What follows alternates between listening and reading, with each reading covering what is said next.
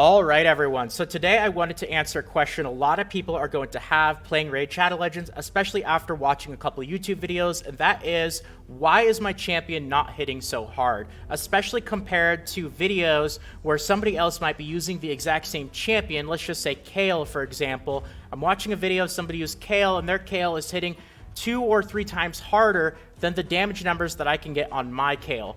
Well, hopefully that's what I can help you guys out with the video today, and let's just get right into it and start off with number 1 on the list. So number 1, very important, is you're going to want to try to gear out your champion and get to as close to, if not 100% crit.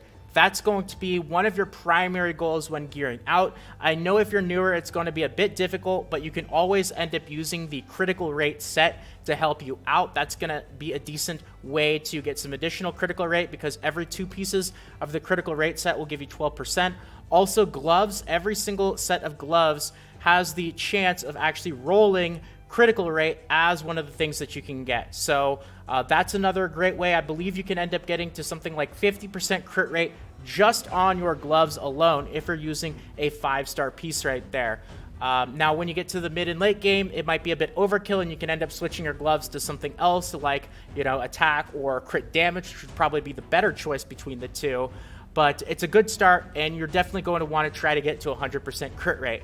Now, the reason is because crit damage is going to be the best way to actually scale your DPS numbers, even more so than whatever stats that your champion scales off of. So that's going to be number 2 right here. Is crit damage is going to take priority over attack for attack-based champions. Crit damage is also going to take priority over HP for HP-based champions. And crit damage is going to take priority over defense for defense-based champions. Now, it's priority, not exclusivity. So that doesn't mean that you only want to stack crit damage and then completely ignore attack, HP, or defense for whatever that champion scales off of.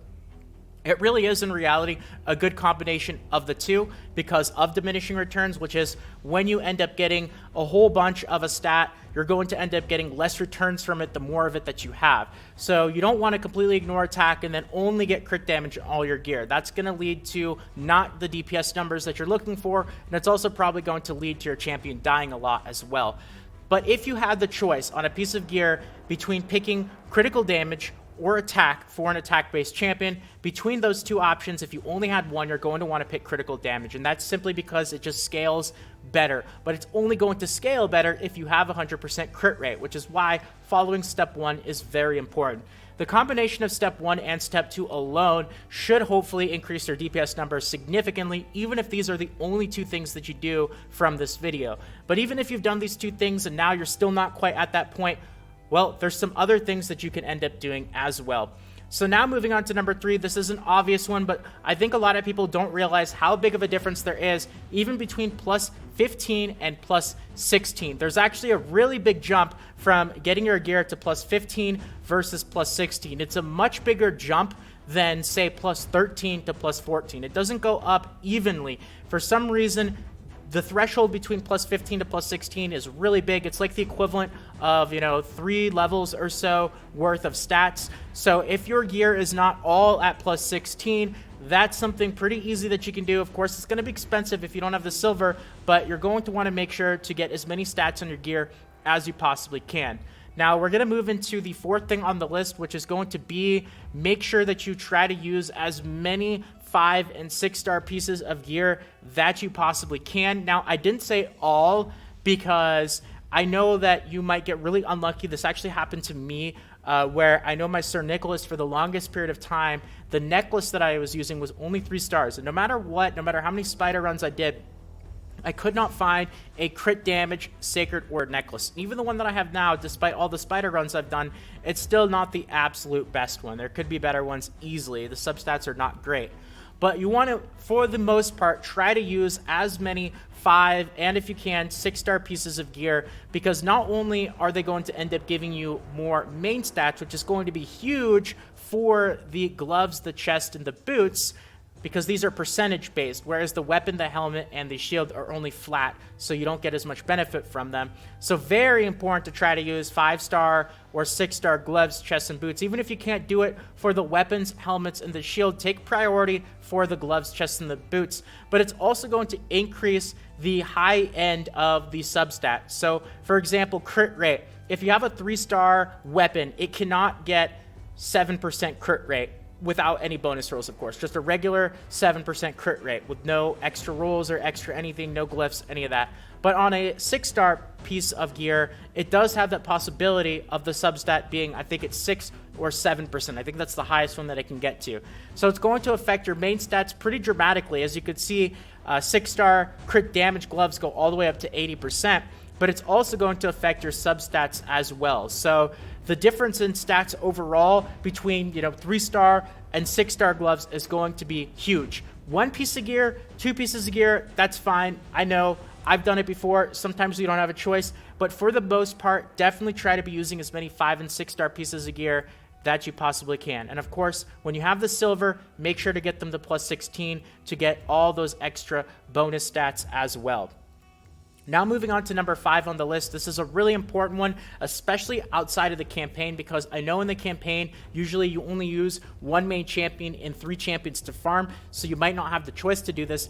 But for things like the clan boss, for dungeons, and especially for the arena, proper buffs and debuffs are going to be huge. Now the 2 most important ones are going to be increased attack and decreased defense. Decreased defense is going to increase your DPS, and of course, increased attack is going to increase your DPS. Now, there are plenty of other really good ones. Decreased accuracy, decreased speed, of course, for the clan boss specifically. Increased defense and decreased attack are also very important for survivability, but very specifically for maximum DPS, you're going to want increased attack, and you're going to want decreased defense.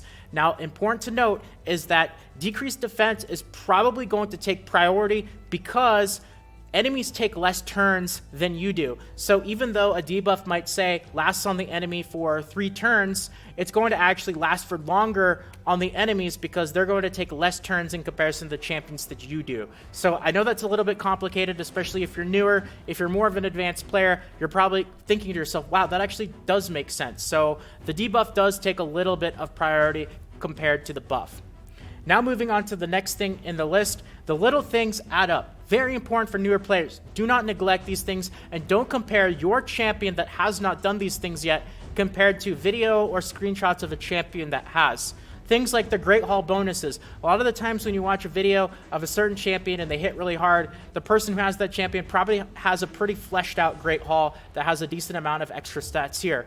Also, things like the arena bonus, pretty substantial, especially if whoever is using that champion is in gold 4. That's going to be an additional 20% HP, attack, and defense. That adds up. All these things individually, not a huge difference, but when you add them up together, definitely going to account for some pretty serious additional damage. Masteries as well, another important one. Ascending your champion. Obviously, if you haven't done that, not only is it going to give you some extra stats, but it's also going to unlock your necklace and your banner. So don't compare champions, and leveled up too. Never compare a level 50 champion's damage to a level 60 champion's damage. That's the absolute first thing, is make sure that all your champions have done the bare basics before you get into any kind of DPS comparisons.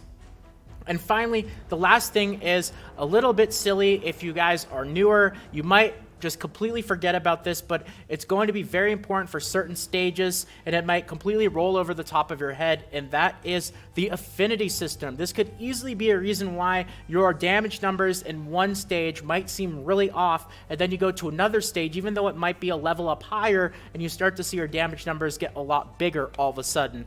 And that is quite simply because of the Affinity System. And I actually have a screenshot here if you guys want to either take a screenshot of the screenshot that I'm going to show you guys, screenshotception, or pause the video, maybe come back to it later, just to give you a basic breakdown of how the Affinity System works. So you have Affinity disadvantages, neutral, and then advantages. Disadvantages are going to give you a 20% penalty to your damage and your crit rate. So if you do have an Affinity disadvantage, even with a 100% crit rate, you won't be critical hitting all the time. You also have that 35% chance to weak hit, which is going to give you a further 30% damage penalty on top of the already existing 20% damage penalty that you have. So the difference between affinity disadvantage weak hit and, you know, an affinity advantage strong hit, those numbers alone in comparison are going to be a big difference. Weak hits are also going to make it so that you can't activate certain skill-based debuffs. Definitely something to keep in mind. And affinity advantages are going to give you an additional 15% crit rate and an additional 30% chance to strong hit, which will give you some extra damage. So absolutely make sure to have that in mind. Certain champions are going to be better at farming certain stages compared to others. And, you know, something very easy to accidentally forget about when it comes to why you might not be doing as much damage as you think you should. With that all being said, though, that's actually going to be it for the video today. So I'm really hoping that these things helped out, especially tip number 1 and 2 with the critical hit chance and critical hit damage comparisons. You know, if you guys enjoyed this video and you want more videos like this, as I always say, consider subscribing to the channel. Thank you for all the support, everyone. Really do appreciate it. Tossing a quick like means more than you can even imagine. And of course, more Raid Shadow Legends videos, guides, tutorials, and all that fun stuff should be popping up on the screen right about now. Feel free to check them out, but if not, until next time, this is Salt of the Salty Guild, signing out.